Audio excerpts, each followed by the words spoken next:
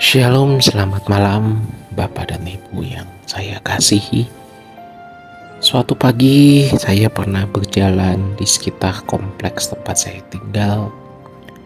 Saya menemukan ada rumah ibadat agama lain yang itu hanya dibuka pada jam-jam tertentu saja. Jadi ketika jam doa mereka beberapa kali dalam sehari, maka penjaga rumah ibadah tersebut akan membuka pagar. Silahkan orang mau beribadah, mau berdoa. Kemudian setelah selesai, beberapa menit setelah waktu doa tersebut selesai, maka akan ditutup dan dikunci kembali. Dan itu hanya dibuka beberapa kali dalam sehari sesuai dengan jam ibadah mereka.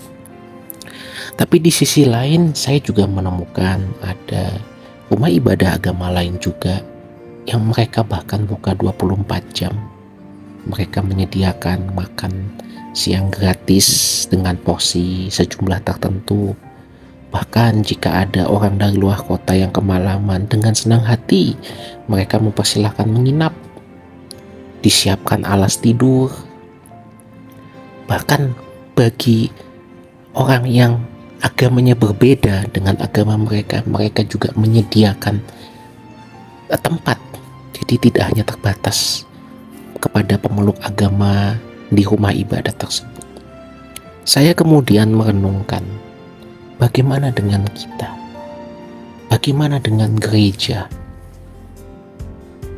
Banyak orang berlomba-lomba membangun atau mendirikan gereja yang megah. Tetapi ternyata utilisasinya atau penggunaannya itu sangat sedikit.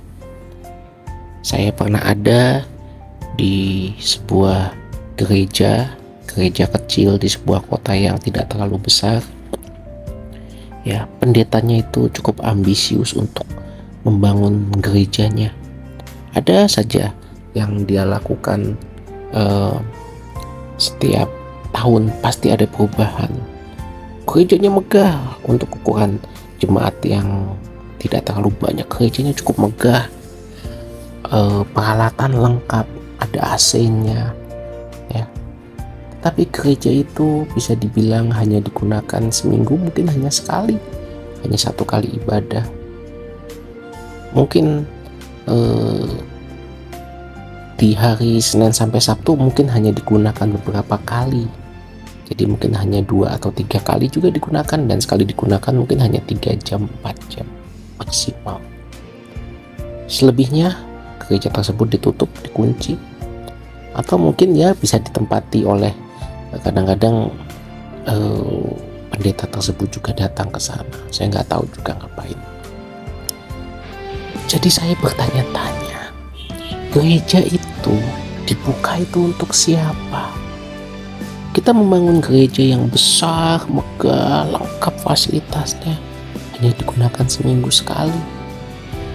Padahal jemaat mungkin sudah ditanda kutip diperas dengan persembahan pembangunan, persembahan kasih, janji iman, dan lain sebagainya. Tapi jemaat di gereja itu mungkin jarang menggunakannya. Saya nggak tahu kenapa banyak pendeta-pendeta suka membangun gereja yang megah. Khususnya, mohon maaf untuk pendeta aliran Pentakosta atau karismatik. Mereka membangun gereja besar, tapi ibadahnya mungkin hanya sedikit. Bagaimana gedung gereja itu bisa menjadi berkat? Bagi jemaatnya saja belum tentu, apalagi bagi lingkungan sekitar.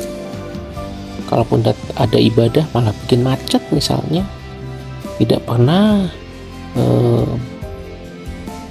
menjadi dampak positif bagi lingkungan sekitarnya.